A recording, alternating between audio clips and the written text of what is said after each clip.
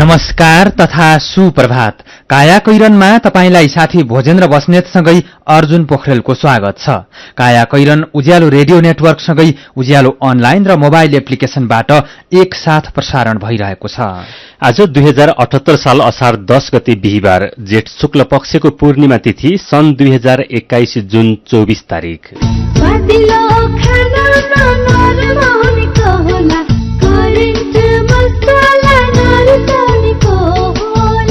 काया कैरनको साथमा करेन्ट मसला र करेन्ट चिया, स्वादको झट्का। काया कैरन शुरू गरौं मुख्य खबरका शीर्षकहरूबाट। प्रतिनिधि सभा विघटन र सरकार गठनमा राष्ट्रपतिको भूमिकामाथि प्रश्नै प्रश्न। प्रधानमन्त्री ओलीलाई अनुकूल हुने गरी काम कारबाही गरेको कानून व्यवसायीको जिकिर। 4 जना मन्त्रीले मात्रै सरकार चलाउन गाह्रो हुने भन्दै अदालतको आदेशप्रति प्रधानमन्त्री ओली असन्तुष्ट। चौतर्फी आलोचनापछि पदमुक्त मन्त्रीले सरकारी निवास छाड्दै।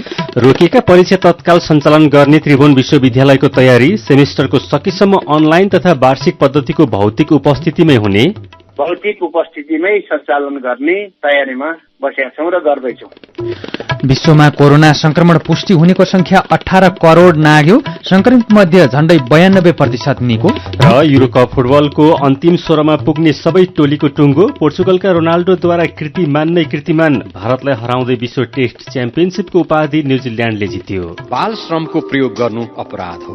14 वर्षभन्दा कम उमेरका बालबालिकालाई कुनै पनि श्रममा लगाउनु र 18 वर्षभन्दा कम उमेरका बालबालिकालाई जोखिमपूर्ण श्रममा लगाउन कानूनले निषेधित र दण्डनीय बनाएको छ। कसैले कानून विपरीत बाल श्रम गराएको थाहा भएमा बालबालिका खोज तलास सेवा 104 तथा बाल हेल्पलाइन सेवा 1098 मा खबर गरौं। नेपाल सरकार, महिला बालबालिका तथा ज्येष्ठ नागरिक मन्त्रालय, राष्ट्रिय बाल अधिकार परिषदद्वारा बाल हितमा जारी सन्देश।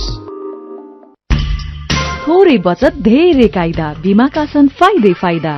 सरकारी स्वामित्व र बीमाको क्षेत्रमा विश्वसनीय नाम राष्ट्रिय बीमा संस्थान। जीवन बीमाका लागि आजै राष्ट्रिय बीमा संस्थान रामशाहपथ काठमाडौँ वा नजिकैको शाखामा सम्पर्क गरौं। संस्कार र संस्कृति के हो भन्ने त सबले बिर्सिसके आजकल। आफ्नो त यही यति कार्पेट नै हो। यो बाहेक को नै छ र मेरो आफ्नो। विगत 30 वर्षदेखि तपाईको जीवनलाई खुशी र रंगीन बनाउँदै आइरहेको नेपालकै पहिलो र उत्कृष्ट जर्मन प्रविधिबाट उत्पादित वर्षौंसम्म टिक्ने उच्च गुणस्तरीय यति कार्पेट। सुन्दर सुन्दर, अलवेज सुन्दर। यति कार्पेट किन्दा पछाडि सुन्दरको लोगो हेरेर नभुल्नुहोला। यति कार्पेट हाम्रो संस्कृति। 4G LTE मोबाइल सेट सम्बन्धी नेपाल टेलिकमको सूचना। नेपाल टेलिकमले देशभर VoLTE सहितको अत्याधुनिक 4G LTE नेटवर्क विस्तार गरिरहेको हुनाले 4G बाट गुणस्तरीय इन्टरनेट तथा कल सुविधा प्राप्त गर्नका लागि नयाँ मोबाइल सेट खरिद गर्दा सेटले LTE ब्यान्ड 20 800 मेगाहर्ट्ज र VoLTE सपोर्ट गर्ने यकिन गर्नुहुन अनुरोध गरिन्छ। नेपाल टेलिकम, राष्ट्रको सञ्चार। जिन्दगी ठट्टा होइन, त्यसैले यस विकराल महामारीमा घरभित्रै बसी सुरक्षित कारोबारको लागि ग्लोबल IME ब्याङ्कको मोबाइल ब्याङ्किङ एप प्रयोग गरौँ। आफू पनि सुरक्षित रहौं र अरूलाई पनि सुरक्षित राख्न सहयोग पुर्याऊ। ग्लोबल IME ब्याङ्क, सबैका लागि ब्याङ्क। MBBS प्रिपरेसनको लागि नेपाल तथा इन्डियाका 30औं वर्षदेखि एन्ट्रान्स तयारी कक्षामा पढाएका अनुभवी शिक्षकहरू भएको संस्थाको आफ्नै गुणस्तरीय पाठ्य पुस्तक, गुणस्तरीय रेफरेन्स बुक सहितको सुविधा सम्पन्न ई-लाइब्रेरी भएको, अनलाइनबाटै पढ्ने र एक्जाम दिने व्यवस्था भएको, आकर्षक स्कलरशिपको व्यवस्था भएको vibrant MBBS entrance preparation join गरी मेडिकल, प्यारामेडिकल, अप्लाइड साइन्समा आफ्नो करियर सुनिश्चित गर्नुहोस्। Vibrant MBBS entrance preparation centre, पुतली सडक, काठमाडौँ। फोन 98510 39282 98511 06298।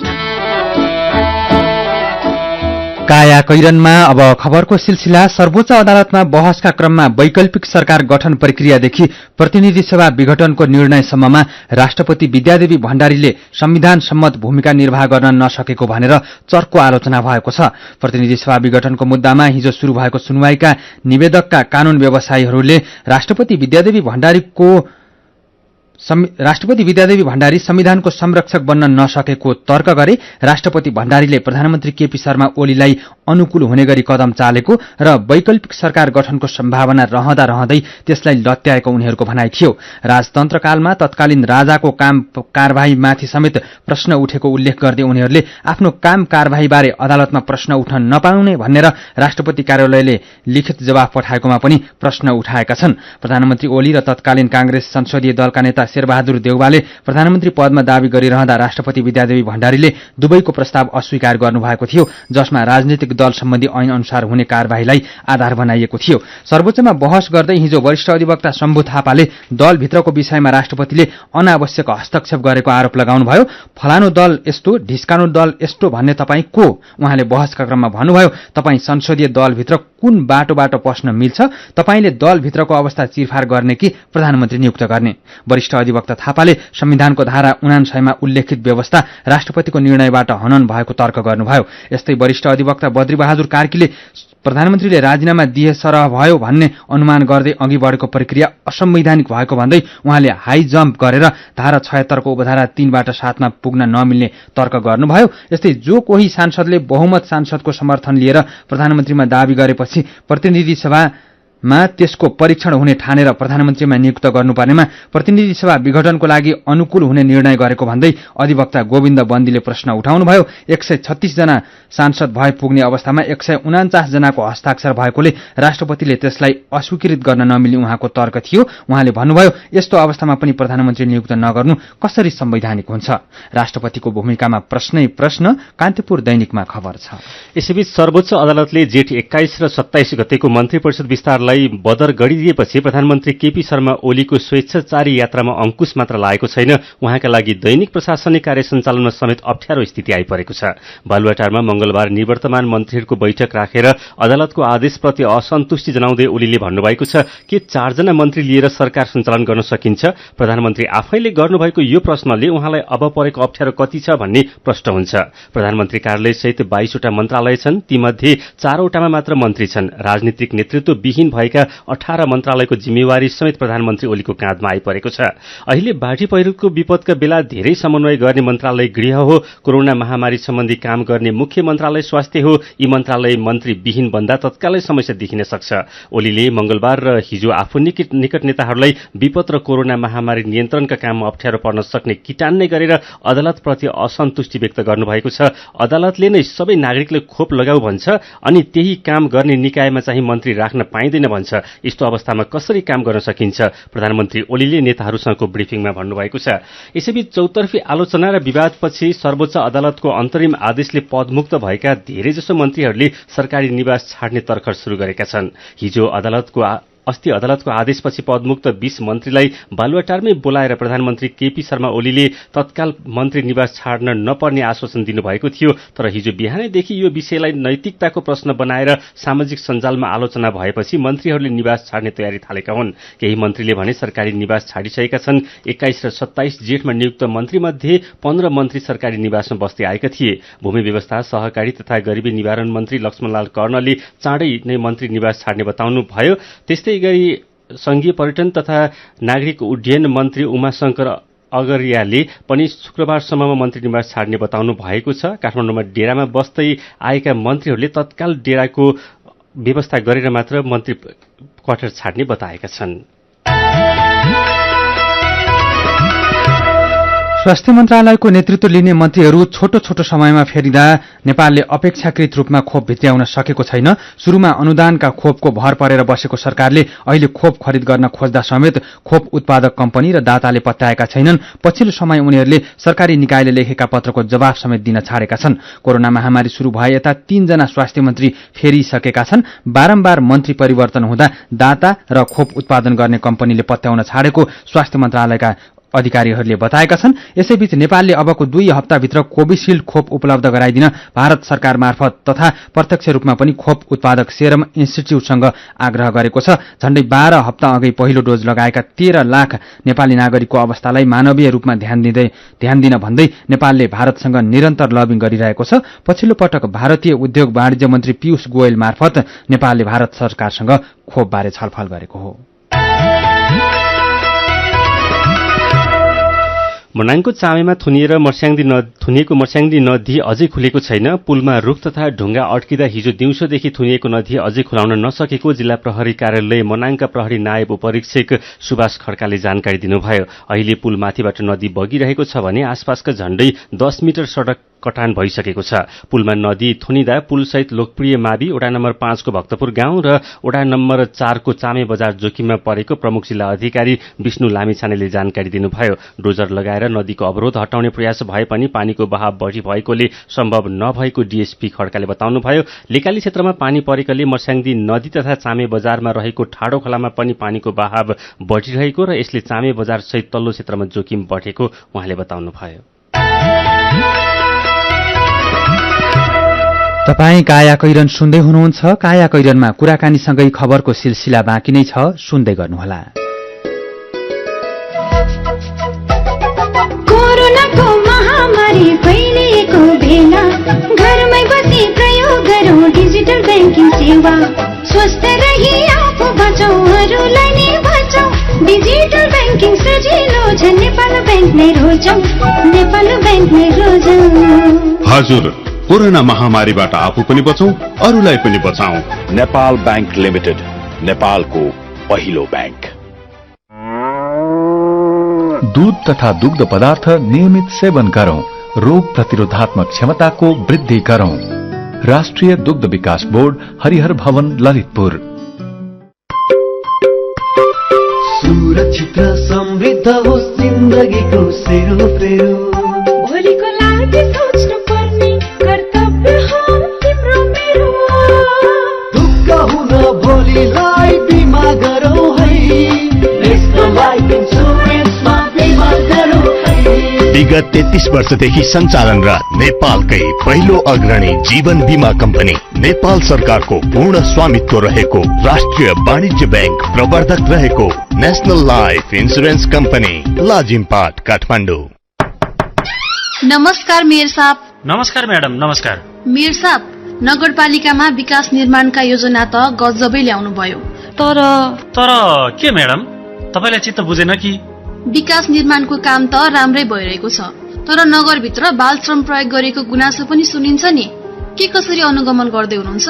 हो म्याडम, हामीले पनि बालबालिकाहरूलाई श्रमयुक्त काममा लगाएको केही घटनाहरू भेटेका छौं। यसरी बाल श्रम गराउनेहरूलाई सचेत गराउनुका साथै कानून बमोजिम कारबाही पनि गरिरहेका छौं। हो नि मेयर साहब, बाल श्रम निवारणको लागि 18 वर्ष मुनिका बालबालिकाहरूलाई कुनै पनि श्रमयुक्त काममा लगाउनु हुँदैन र बाल श्रम गराउनु कानून विपरीत हो। हो म्याडम, बालबालिकाहरूको उज्जवल भविष्यका लागि बाल श्रम निवारण गर्नै पर्छ। बाल श्रम निवारण गर्ने हामी सबैको जिम्मेवारी हो। बाल श्रम गराउनु सामाजिक अपराध हो। बालबालिकालाई श्रममा लगाउनु कानून बमोजिम दण्डनीय हुन्छ। बाल श्रम नगराउँ। श्रम, रोजगार तथा सामाजिक सुरक्षा मन्त्रालय। जगतगुरु तत्वदर्शी सन्त रामपालजी महाराजजीको पावन सानिध्यमा यही असार 10 गते 624औं कबीर साहेब प्रकट दिवसको उपलक्ष्यमा आयोजना हुने विशेष कार्यक्रमको प्रत्यक्ष प्रसारण सगरमाथा टेलिभिजनमा बिहान 9 बजेदेखि 12 बजेसम्म अवश्य हेर्नुहोला। यस कार्यक्रमको प्रत्यक्ष प्रसारण सतलोक आश्रम नेपालको फेसबुक पेज र युट्युब च्यानलमा पनि हेर्न सकिनेछ। रकम आउँछ विदेशबाट आयामी गरौँ, छिटो र छरितो सुरक्षित पनि छ। हाम्रै गाउँ हाम्रै ठाउँ आयामी गरौँ, आयामी नै हो भरोसाको अर्को नाउँ। विदेशबाट पठाएको रकम आइएमईका नेपाल भरि रहेका 35,000 भन्दा बढी काउन्टरहरू वा सिधै आफ्नो बैंक खातामा वा आफ्नो मोबाइलमा आइएमई पे वालेट डाउनलोड गरी प्राप्त गर्न सकिन्छ।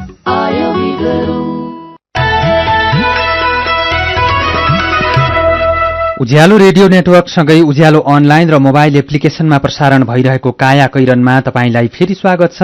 यतिन्जेल हामीले प्रतिनिधि सभा विघटन र सरकार गठनमा राष्ट्रपतिको भूमिकामाथि प्रश्न प्रधानमन्त्री ओलीलाई मात्रै अनुकूल हुने गरी काम कारबाही गरेको कानून व्यवसायको जिकिर, 4 जना मन्त्रीले मात्रै सरकार चलाउन गाह्रो हुने भन्दै अदालतको आदेशप्रति प्रधानमन्त्री ओली असन्तुष्ट लगायतका खबर प्रस्तुत गर्यौं। अब बाँकी खबर।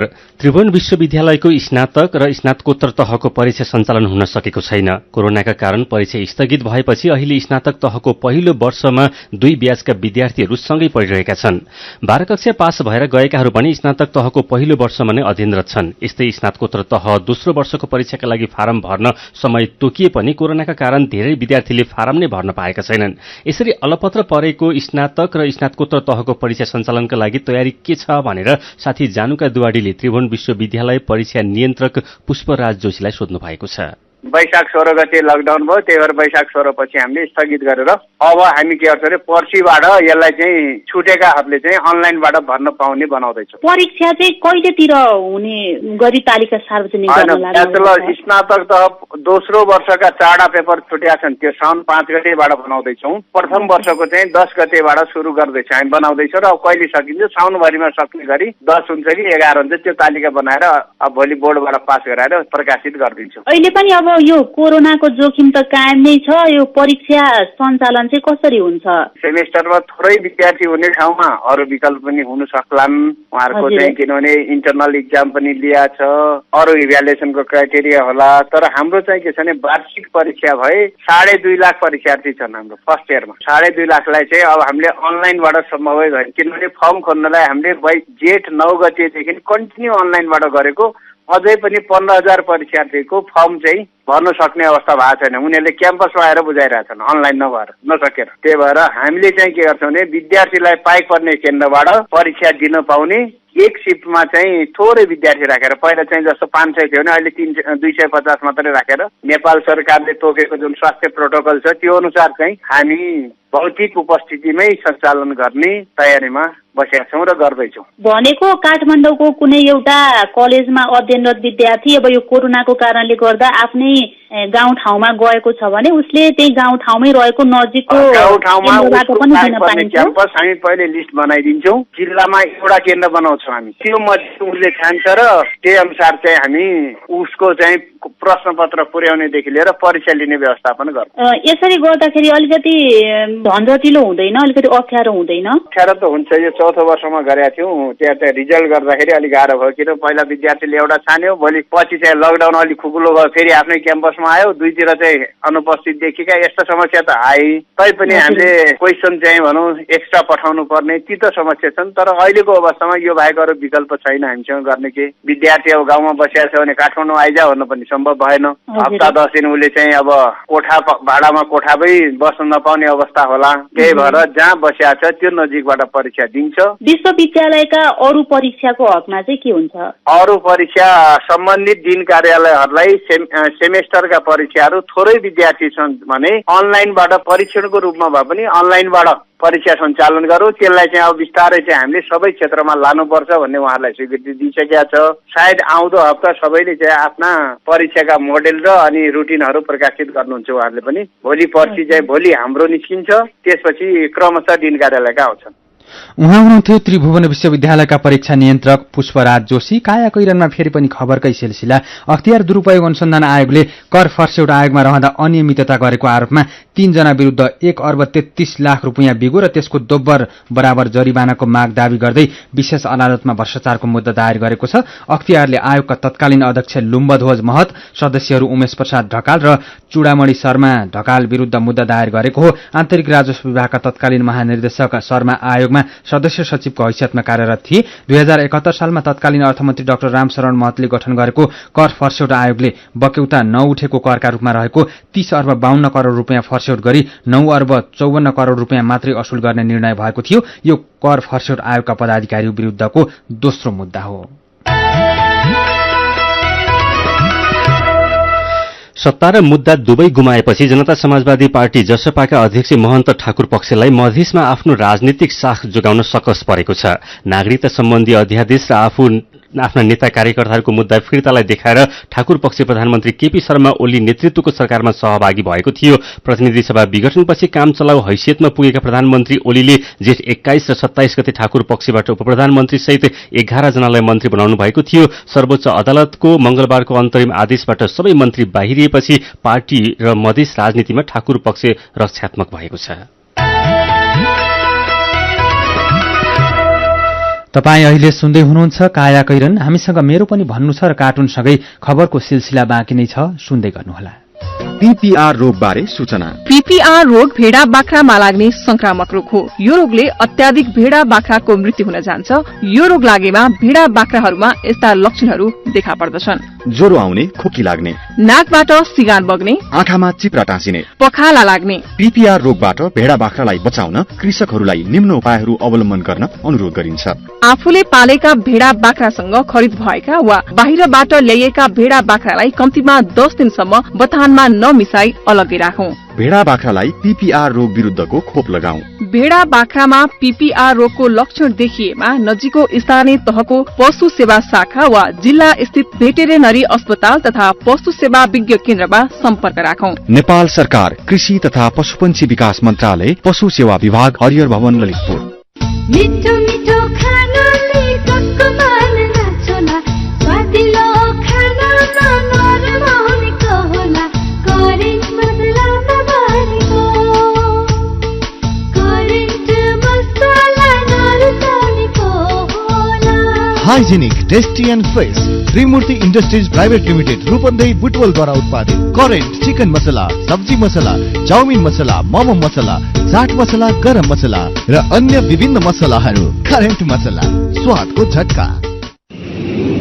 मेरा छोराछोरीको सपना अन्तर्राष्ट्रिय स्तरको उच्च शिक्षा। म पनि यस्तै चाहन्छु। मलाई विश्वास छ हाम्रो सपना र चाहनालाई पूरा गर्छ नेपाल जापान सेवा सेन्टरले। हजुर, उच्च शिक्षाको लागि जापानको जुनसुकै सिटीमा अध्ययन गर्न र जापानिज भाषा सिक्नको लागि हामी तपाईको साथमा छौं। सम्पर्क नेपाल जापान सेवा centre, Nagpokhari, Kathmandu. Phone number 44 28 242 44 28 242। Come once, you will certainly be benefited. सीधा कुरा प्रश्न विचार काठमाडौँमा 90 मेगाहर्ज उज्यालो रेडियो नेटवर्क मार्फत देशभरिका विभिन्न एफएम स्टेशन तथा उज्यालो अनलाइन र मोबाइल एप्लिकेशनमा प्रसारण भइरहेको काया कैरनमा तपाईलाई फेरि स्वागत छ। अब बाँकी खबर। पेट्रोलियम पदार्थको मूल्य फेरि बढेको छ। नेपाल ओइल निगमले गए राति 12 बजेदेखि लागू हुने गरी पेट्रोल, डिजेल, मट्टीतेल र आन्तरिक हवाई इन्धनको मूल्य प्रति लिटर 2 रुपियाँ तथा अन्तर्राष्ट्रिय हवाई इन्धनको मूल्य प्रति किलो लिटर $20 बढ़ाएको हो। मूल्य बढेपछि काठमाडौँ उपत्यकामा पेट्रोल प्रति लिटर 127 रुपियाँ, डिजेल तथा मट्टीतेल 110 रुपियाँ र आन्तरिक हवाई इन्धन 82 रुपियाँ प्रति लिटर पुगेको छ। यसैबीच चालू आर्थिक वर्षको 11 महिनामा शेयर बजारका लगानीकर्ताले झण्डै 2.5 खर्ब रुपियाँ शुद्ध नाफा आर्जन गरेका छन्। यो गएको साउनदेखि जेठ महिनासम्म लगानीकर्ताले शेयर बिक्री मार्फत हात पारेको शुद्ध नाफा 2 खर्ब 42 अर्ब 50 करोड़ रुपियाँ हो। यो नाफाबाट लगानीकर्ताले औसत 5% रकम पुँजीगत लाभ करका रूपमा सरकारलाई तिरेका छन्, जस अन्तर्गत गएको जेठसम्म झण्डै 12 अर्ब 12 करोड़ रुपियाँ पुँजीगत लाभ कर तिरिएको देखिन्छ। झण्डै 3 दशकको पुँजी बजारको यात्रामा यसअघि 11 महिनामै पुँजीगत लाभ कर मार्फत यति धेरै रकम सरकारलाई प्राप्त भएको थिएन। मेरो पनि भन्नु छ। पछिल्लो समसामयिक राजनीतिक विषयमा विनोद न्यौपाने ट्विटरमा लेख्नुहुन्छ, नेपालमा सबै समस्याको जड़ नै राजनीतिक पार्टीहरू हुन्। सबै दलमा गुट, उपगुट र महागुट छन्।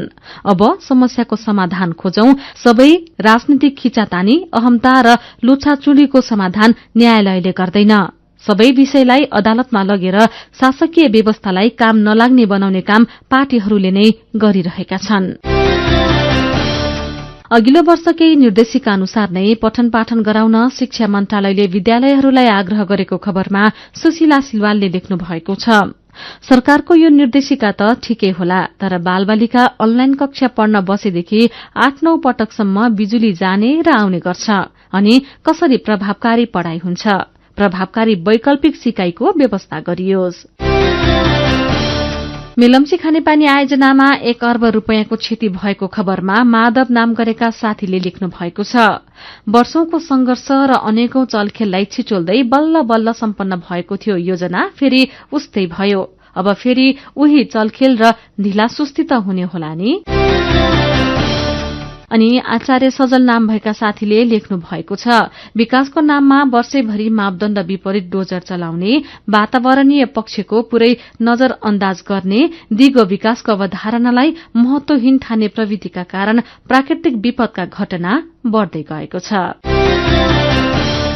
विचारका लागि तपाईलाई धन्यवाद। मेरो पनि भन्नु छ। मेरो पनि भन्नु छ प्रस्तुत गर्दै हुनुहुन्थ्यो साथी दीपा तिमल सिन्हा। काया कैरनमा अब विदेशको खबर। विश्वमा कोरोना संक्रमण पुष्टि हुनेको संख्या 18 करोड नआएको छ। पछिल्लो 24 घण्टामा 4,13,000 भन्दा धेरैमा कोरोना संक्रमण पुष्टि भएसँगै संक्रमण पुष्टि हुनेको संख्या 18 करोड 3 लाख भन्दा धेरै भएको हो। विश्वका धेरैजसो ठाउँमा फैलिएको कोरोना भाइरसबाट सबैभन्दा धेरै अमेरिकामा 3 करोड 44 लाख भन्दा धेरैमा संक्रमण पुष्टि भएको छ भने दोस्रोमा रहेको भारतमा 3 करोड 82,000 भन्दा धेरैमा कोरोना संक्रमण पुष्टि भएको छ। विश्वमा संक्रमण पुष्टि भएका मध्ये 16 करोड 50 लाख 60,000 भन्दा धेरै निको भएका छन्। यो कुल संक्रमणको झण्डै 92% हो। संक्रमण पुष्टि भएका मध्ये 39 लाख 6,000 भन्दा धेरैको ज्यान गएको छ। अब खेल खबर। युरोकप फुटबलमा अन्तिम 16 अर्थात नकआउट चरणमा पुग्ने सबै टोलीको टुङ्गो लागेको छ। गैरातीसम्म चरणका सबै खेल सकिएसँगै अन्तिम 16 को टुङ्गो लागेको हो। निकै रोमाञ्चक मानिएको समूह एफबाट फ्रान्स, जर्मनी र पोर्चुगल नकआउट चरणमा पुगेका छन्। गैराती पोर्चुगल र फ्रान्सले 2-2 गोलको बराबरी खेलेपछि फ्रान्स 5 अङ्कका साथ समूह विजेता बन्दै अघिल्लो चरणमा पुग्यो। अर्को यस्तै खेलमा पोर्चुगलका क्रिस्टियानो रोनाल्डोले पेनाल्टी मार्फत 2 गोल गरे भने फ्रान्सका करिम बेन्जिमाले पनि 2 गोल नै गरे। यस्तै हंगेरीसँग बराबरी खेलेको जर्मनी पनि 4 अङ्कसहित नकआउट चरणमा पुग्दा 4 अङ्क रहेको पोर्चुगल उत्कृष्ट 3 भित्र पर्दै अन्तिम 16 मा पुगेको हो। यस्तै गैराती नै भएको खेलमा स्पेनले स्लोभाकियालाई 5 गोलले हराएर नकआउट चरणमा पुग्यो। 2 गोल आत्मघाती उपहार पाएको स्पेनको लागि एमरिक लापोर्ट, पाब्लो सराबिया र फेरान टोरेसले 1-1 गोल गरे। यस्तै पोल्यान्डलाई हराएको स्विडेन समूह विजेता बनेको छ। अन्तिम 16 मा अब वेल्स र डेनमार्क, इटली र अस्ट्रिया, नेदरल्यान्ड्स र चेक रिपब्लिक, बेल्जियम र पोर्चुगल, स्पेन र क्रोएसिया, फ्रान्स र स्विट्जरल्याण्ड, इंग्ल्याण्ड र जर्मनी तथा स्विडेन र युक्रेनले खेल्नेछन्। अन्तिम 16 का खेल जुन 26 तारिक अर्थात आउँदो शनिबारदेखि शुरू हुनेछन्। यसैबीच पोर्चुगलका स्टार खेलाडी क्रिस्टियानो रोनाल्डोले सबैभन्दा धेरै अन्तर्राष्ट्रिय गोल गर्ने इरानका खेलाडी अली दाईसँगको कीर्तिमानी बराबर गरेका छन्। हिजो फ्रान्ससँगको खेलमा 2 गोल गरेका रोनाल्डोले इरानका अली दाईसँगै 109 गोलको अन्तर्राष्ट्रिय रेकर्ड बराबरी गरेका हुन्। रोनाल्डो र दाईले मात्र अन्तर्राष्ट्रिय फुटबलमा 90 भन्दा धेरै गोल गरेका छन्। अरू कुनै पनि खेलाडीले 90 भन्दा धेरै गोल गर्न सकेका छैनन्। रोनाल्डोले यस अघि नै युरोकपमा सर्वाधिक गोलको रेकर्ड बनाइसकेका छन्। रोनाल्डोले विश्वकप र युरोकपमा संयुक्त रूपमा सर्वाधिक गोल गर्ने जर्मनीका मिरोस्लाभ क्लोजको कीर्तिमानी समेत तोडेका छन्। रोनाल्डोले दुवै प्रतियोगितामा 21 गोल गरेका छन्। यसैबीच कोपा अमेरिका फुटबलमा इक्वेडर र पेरूले 2-2 गोलको बराबरी खेलेका छन्। आज बिहान भएको खेलमा दुवै टोलीले बराबरी खेलेका हुन्। 4 अङ्क भएको पेरू तेस्रो र 2 अङ्क रहेको इक्वेडर चौथो स्थानमा छन्। अहिले शीर्ष स्थानको ब्राजिल र दोस्रो स्थानको कोलम्बिया खेलिरहेका छन्। खेलको पहिलो हाफको अन्तिम समय चल्दै गर्दा कोलम्बियाले 1 गोल गरेको छ। उसका लागि लुइस डायसले खेलको 10औं मिनेटमा गोल गरेका हुन्। र पहिलो विश्व टेस्ट च्याम्पियनशिप क्रिकेटको उपाधि न्यूजील्याण्डले जितेको छ। भारतलाई 8 विकेटले हराउँदै न्यूजील्याण्ड पहिलो संस्करणको च्याम्पियनशिपको उपाधि जित्न सफल भयो। इंग्ल्याण्डको साउथह्याम्पटनमा भारतले दिएको 139 रनको लक्ष्य न्यूजील्याण्डले 2 विकेट गुमाएर भेटायो। पटक पटक पानी परेपछि हिजो रिजर्भ डेको रूपमा 6औं दिनको खेल भएको थियो। विश्वविजेता न्यूजील्याण्डले 16 मिलियन अमेरिकी डलर अर्थात झण्डै 18 करोड रुपियाँ बराबरको पुरस्कार पाएको छ। काया कैरनमा अब पालो उखानको। मनको लड्डुले पेट भर्दैन। उज्यालो रेडियो नेटवर्कबाट प्रसारण भइरहेको काया कैरन सक्नु अघि मुख्य खबर फेरि एकपटक। प्रतिनिधि सभा विघटन र सरकार गठनमा राष्ट्रपतिको भूमिकामाथि प्रश्नै प्रश्न। प्रधानमन्त्री ओलीलाई अनुकूल हुने गरी काम कारबाही गरेको कानून व्यवसायीको जिकिर। 4 जना मन्त्रीले मात्रै काम गर्न गाह्रो हुने भन्दै अदालतको आदेशप्रति प्रधानमन्त्री ओली असन्तुष्ट। चौतर्फी आलोचनापछि पदमुक्त मन्त्रीले सरकारी निवास छाड्दै। रोकिएका परीक्षा तत्काल सञ्चालन गर्ने त्रिभुवन विश्वविद्यालयको तयारी। सेमेस्टरको सकेसम्म अनलाइन तथा वार्षिक पद्धतिको भौतिक उपस्थितिमै हुने। विश्वमा कोरोना संक्रमण पुष्टि हुनेको संख्या 18 करोड नाग्यो। संक्रमित मध्ये झण्डै 92% निको। र युरोकप फुटबलको अन्तिम 16 मा पुग्ने सबै टोलीको टुङ्गो। पोर्चुगलका रोनाल्डोद्वारा कीर्तिमान नै कीर्तिमान। भारतलाई हराउँदै विश्व टेस्ट च्याम्पियनशिपको उपाधि न्यूजील्याण्डले जित्यो। अब कार्टुन नयाँ पत्रिका दैनिकमा रवि मिश्रले बनाउनु भएको कार्टुन लिएका छौं। संविधान अनुसार नभएको भन्दै सर्वोच्च अदालतले 20 जना मन्त्री र राज्य मन्त्रीको नियुक्ति बजर गरिदिएको छ। तर प्रधानमन्त्री ओलीले पद गुमाइसकेका मन्त्रीलाई पनि सरकारी क्वार्टर छाड्नु पर्दैन अनि सरकारले दिएका गाडीमा पनि झण्डा छोपेर हुइकिए हुन्छ भन्नुभएको छ। कार्टुनले यही विषयलाई व्यङ्ग्य गरेको छ। प्रधानमन्त्रीलाई बा भनेर सम्बोधन गर्ने एमालेकै नेताहरूले प्रधानमन्त्रीको भनाइमा असन्तुष्टि जनाएका छन्। यहाँ एकजना एमालेका नेताले प्रधानमन्त्री ओली जस्ता देखिने व्यक्तिलाई सोध्दैछन्, झण्डा छोपेर गाडी कुदाउनु र अनुहार छोपेर नाङ्गै हिँड्नुमा के फरक छ बा? आजको काया कैरन सकिएको छ। काया कैरनबाट प्राविधिक साथी सङ्घर्ष विष्टसँगै हामी भोजेन्द्र बस्नेत र अर्जुन पोखरेल पनि बिदा माग्छौं। काया कैरन सुन्नु भएकोमा तपाईँलाई धन्यवाद। उज्यालो मोबाइल र अनलाइनमा प्रसारण भइरहेका रेडियो र अनलाइनका सामग्री भाइबरमा पनि उपलब्ध छन्। कोरोनाको संक्रमणबाट बच्न घरभित्रै बसौं। अत्यावश्यक कामले घर बाहिर निस्कनु परेमा मास्क लगाउन नबिर्सौं। नमस्कार।